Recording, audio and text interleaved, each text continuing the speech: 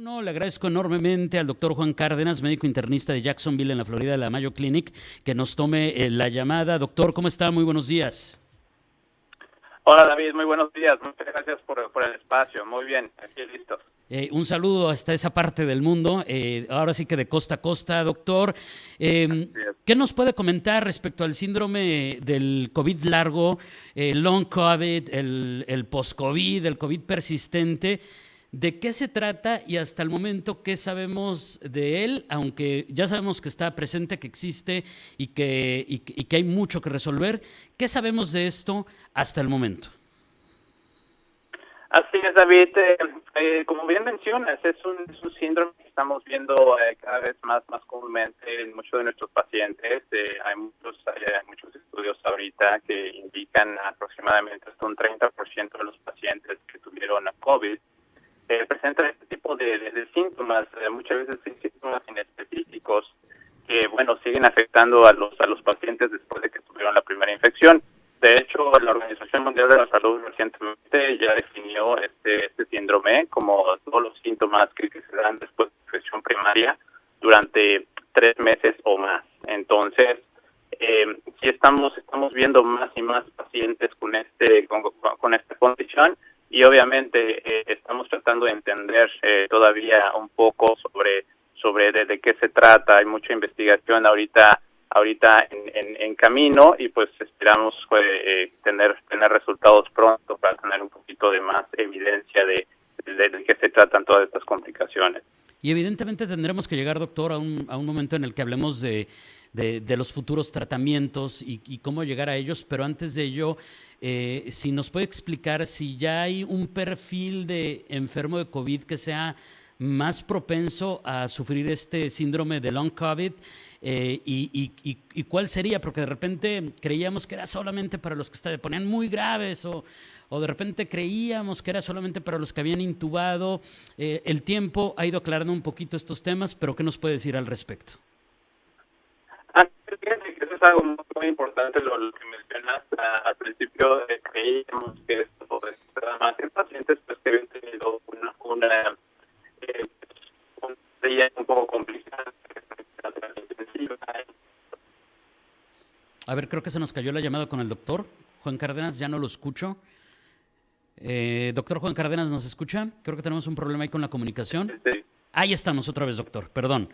Tuvimos ahí, se nos cayó un poquito la llamada, pero está recuperada.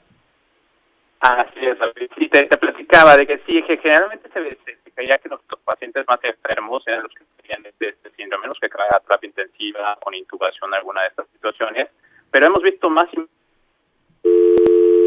Ahora sí se nos cortó. Bueno, mire, son las 8:44. Vamos a adelantar nuestra pausa comercial. Un corte muy breve. Quédese con nosotros. Enseguida regresamos con mucho más y esperamos recuperar la plática con el doctor Juan Cárdenas, que apenas comenzábamos a hablar del COVID largo y los avances que hay en este enlace hasta Jacksonville, Florida, con un experto justamente en este tema del COVID persistente. Una pausa y volvemos con más a Noticias 7 AM.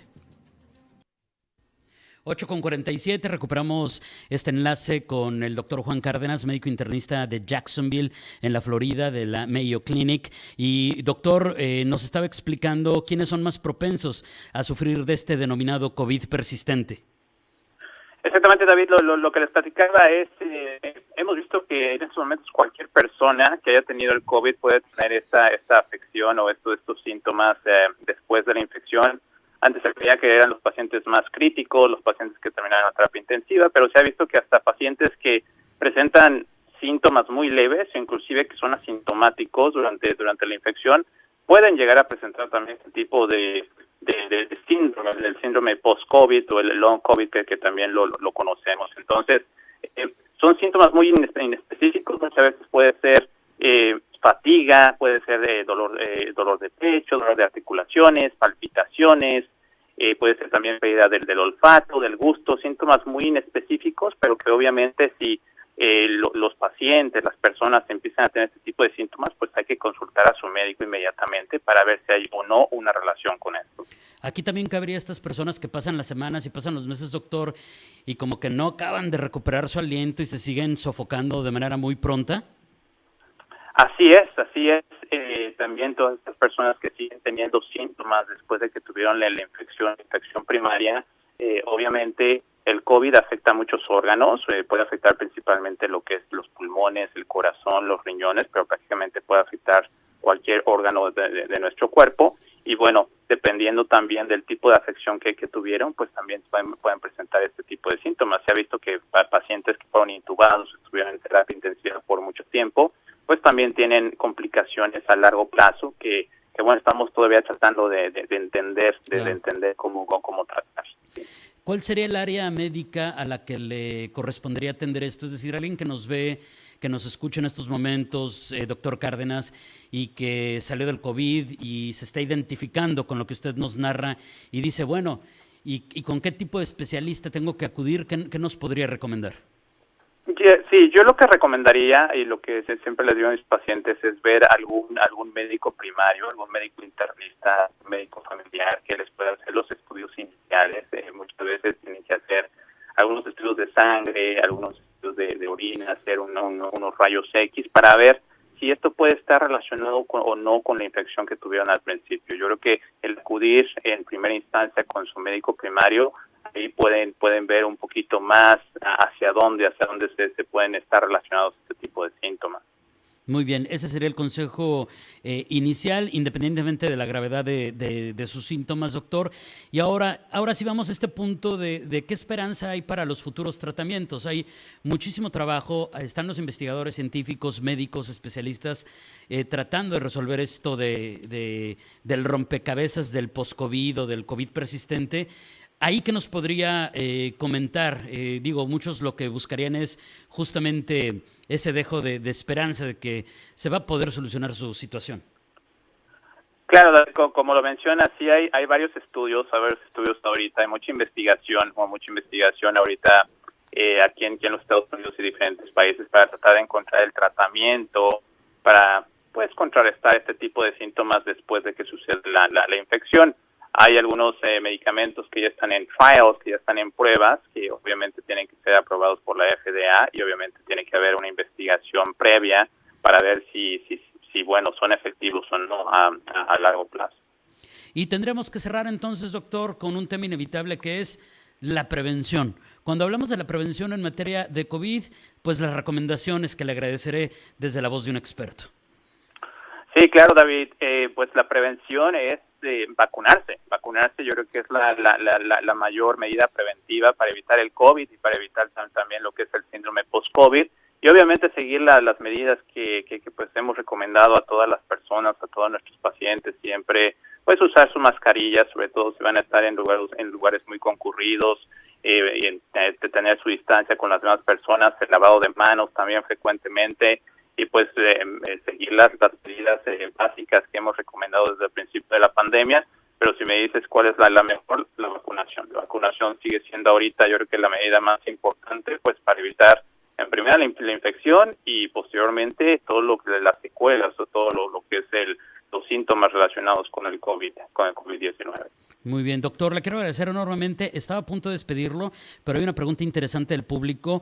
Nos dice por acá María Luisa que le dio COVID, pero casi asintomático, solamente algunas molestias muy leves, pero que una vez que la declararon sin COVID, le comenzaron dolores de cabeza persistentes, que si eso pudiera ser parte de lo que estamos hablando el día de hoy, del síndrome de post-COVID o long COVID.